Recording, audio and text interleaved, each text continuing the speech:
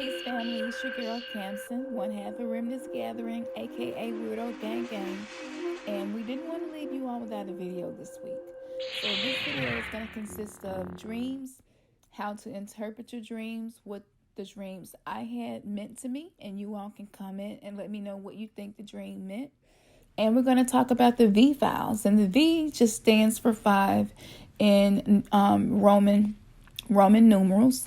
That's what the V is for, okay? So this is the V files, and this is where we discuss things going on in the world that are definitely have a very significant supernatural spiritual purpose. All right? Okay, let's get into it. So this past week, about a week ago, I had a dream of an explosion happening in space. And we could see this. We walked outside and could see this explosion. And the smoke coming off the explosion looked like babies, but their faces looked very evil. And the faces were just, it wasn't even hard. It reminded me of the faces in the 9/11 accident.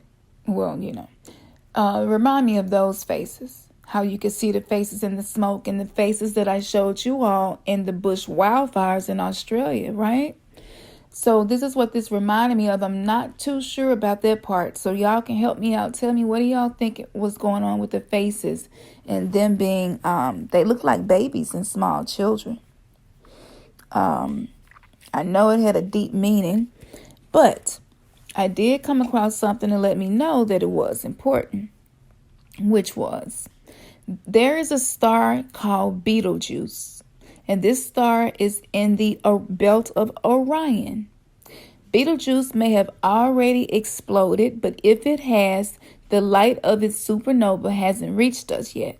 Yet, if Betelgeuse has already exploded and the light from the explosion arrives here, for example, tomorrow, then we'll see the supernova tomorrow. But if Betelgeuse explodes tomorrow, Betelgeuse time to Earth, we won't see it for another 600 or more years. So they're predicting when we will see the supernova from this star that exploded. And they're thinking it had already exploded long ago and that it's traveling towards Earth now. And then we're going to get to see that. And I was just kind of blown away to find that my dream was accurate, of some type of celestial body exploding, and it's supposed to have some type of interaction with Earth. Now, with that being said, think about Betelgeuse. You can decode this. It's really easy, but think about Betelgeuse. My first time hearing the word Betelgeuse was from the movie, and the movie was about a whole lot of supernatural, in-between worlds sort of stuff. So this just says to me that this particular energy right here is going to awaken us and others more to the supernatural world. And I also feel like it's bringing some type of new energy into the world. So whenever it does reach Earth, it's going to change some things. Absolutely. And I'm sure you all will be able to give me some more details about that. I ain't going to look into it because I'm trying to get this out here. But do a little research, and see what you find. Now, I also had a dream that we were meeting to study, and some members were drawing sigils. Now, this was when I was a Hebrew Israelite when I had this dream. The energies were beginning to possess them, so I delivered them to a safe place. So, like, the participants in Remnantsgathering were drawing sigils, and at the time, I thought drawing sigils was non-beneficial and harmful, even demonic. And so to help you all, I took you all to a different place in the building so that you would be safe, because I felt like the sigils were calling in energies that maybe you all weren't aware of. So I took you all to a safe place, and I saw bodies that were dead, which were being reanimated, like the Valley of Dry Bones in the Bible. Nobody was hurt. I don't think so. And in hindsight, this was a prophecy showing we need to be knowledgeable of metaphysics. We must study as much as possible to be truly freed from this carnal, material, temporal, 3D matrix. Wow.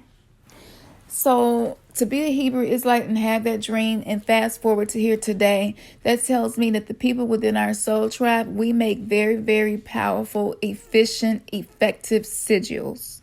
Okay? And continue to study energies, entities, God, deities, orishas, netters. Continue to study those things so that you can implement those things into your journey, into your spiritual journey. But this is something that we are really good at naturally. And so I was dreaming about the collective before I even knew who any of you were. That's so awesome.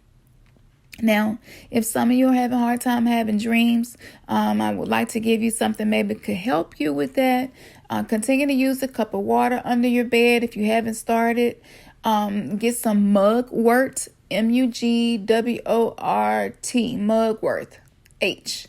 Get you some mugwort, and you can put in a little sock or something. And you can put an amethyst crystal in there with it, because all of these help with dreams. You want to speak to it. You got to talk to your crystals. You got to talk to your herbs, okay? Herbs don't work unless you activate them with your chi, your breath, and set them with your intention. And then it makes them feel respected. It lets them know that you're recognizing they have power. And it's like you're being granted to use the power of the herbs and crystals. So if you've been using crystals and herbs and you don't take the time to speak to them, that could be the reason why you're not getting getting the outcome you desire. So you want to speak to them. Excuse me, y'all. I got sore throat. But anyway, the show must go on. So you want to speak to your herbs. You want to speak to your crystals, okay? If you have some oils you would like to rub on there are a lot of oils that will help you with dreams. You can even take your amethyst crystal and put it in some coconut oil or whatever kind of oil you can find, really. And you can add a little lavender there, and the lavender is going to really help you to be soothed as you are going to sleep. Put your crystal in there and sit it on the windowsill somewhere where it can get some moonlight. And then once it's charged and that oil is charged, you can just rub that oil all over your body before you go to sleep. And you're going to speak to that. You've already spoken to the oil and the crystal, okay? So now you're going to speak to your body. You're going to say, body, help me to dream tonight. Use the power and the energy given to us by the amethyst and the oil to help me dream tonight and to be able to remember my dream. That's it. Mine, as we always say, your third eye's just been kissed. Keep your eyes on the skies, as above, so below. Peace.